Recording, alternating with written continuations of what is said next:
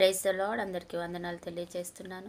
ఈరోజు దేవుడు ఇచ్చినటువంటి వాగ్దానము యెహోషువ గ్రంథం 3 అధ్యాయం 5 వచనంలో రాయబడినట్టుగా, యెహోవా మీ మధ్య అద్భుత కార్యములు చేయను. అవును, ఆయన అద్భుతకరుడు కాబట్టి, అద్భుత కార్యములు చేసే దేవుడు కాబట్టి, మీ మధ్యలో ఆయన అద్భుత కార్యాలు చేస్తాడు. ఎందుకు అంటే ఆయన మిమ్మల్ని ప్రేమిస్తున్నాడు కాబట్టి, మీ మధ్యలో ఆయన ఉండి ఆయన అద్భుత కార్యాలు చేయడానికి ఇష్టపడుతున్నాడు. నీకేది కావాలో అడుగు వాటికంటే, ఊహించు వాటికంటే ఎక్కువ కార్యాలు నీ జీవితంలో చేయడానికి ఆయన ఎంతో ఇష్టపడుతున్నాడు. నిజమే కదా. ఈ లోకంలో తల్లి తండ్రి మరి అన్ని విషయాలలోనూ వాళ్ళు సహాయం చేయలేరు, అన్ని విషయాల్లోనూ వాళ్ళు ఆదుకోలేరు, అన్ని విషయాలలోనూ నేను ఎప్పటికీ కూడా కంటికి రెప్పలా కాచి కాపాడలేరు.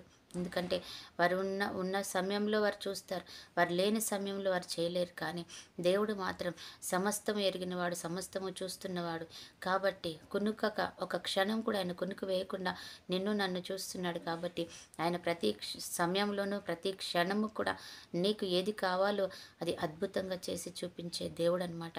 ఆయన అద్భుతకరుడు అని ఆయనకి పేరు. ఆయన నీ మధ్యలో ఆయన అద్భుత కార్యాలు చేయడానికి నీ ముందుకు వచ్చి ఉన్నాడు. కాబట్టి ఆయనను వేడుకుందాం. ఆయన ఇష్టానుసారంగా, ఆయన చిత్తానుసారంగా నువ్వు ఉండి నడిపించుకుని ఆయన సన్నిధిలో నువ్వు వణికి భయభక్తులు కలిగి ఉంటే ఆయన పరిగెత్తుకుని వచ్చి ఆయన అందరి ముందు మహిమపరుస్తాడు. నిజమే, మనలో దేవుడున్నాడు, మనతో దేవుడు ఉన్నాడని, అలాగే మనకు దేవుడు సహాయం చేస్తాడని ఆయన నిత్యము నిరూపించుకుంటూ ఉంటాడు.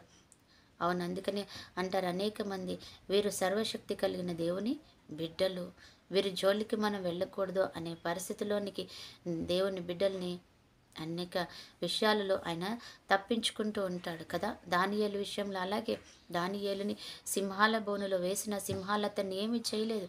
బయటికి తీసుకొచ్చినప్పుడు రాజు అన్నాడు, జీవం కలిగిన దేవుని బిడ్డ నేను ఆ దేవుడు ఏమీ చేయలేదన్నాడు. అదే రీతిగా మనల్ని కూడా ఆయన కాపాడి అద్భుతాలు చేస్తాడు. అటు కృపా దేవుడు మనకి ఇచ్చినగా. ఆమేన్. ప్రార్థన. పరిశుద్ధుడు అయిన దేవ, ప్రేమ కలిగిన తండ్రి యేసయ్య, నీకు వందనాలు చెల్లించుకుంటూ మమ్మల్ని మిక్కిలిగా ప్రేమిస్తున్న దేవా స్తోత్రాలు. నిన్న నేడు నిరంతరం ఏకరీతిగా గొప్ప దేవుడా స్తోత్రం చెల్లించుకుంటున్నాం తండ్రి.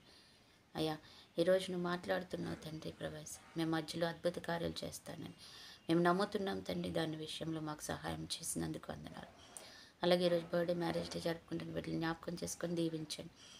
ఈరోజు ఎంతమంది బిడ్డలైతే తండ్రి కన్నీళ్ళు, దుఃఖం, వేదన, అనారోగ్యము, అస్వస్థతతో ఉండి నేను వేడుకుంటున్నారో ప్రభా, కుటుంబ సమస్యలతో ఉన్నారో ప్రభా, జ్ఞాపకం చేసుకోండి.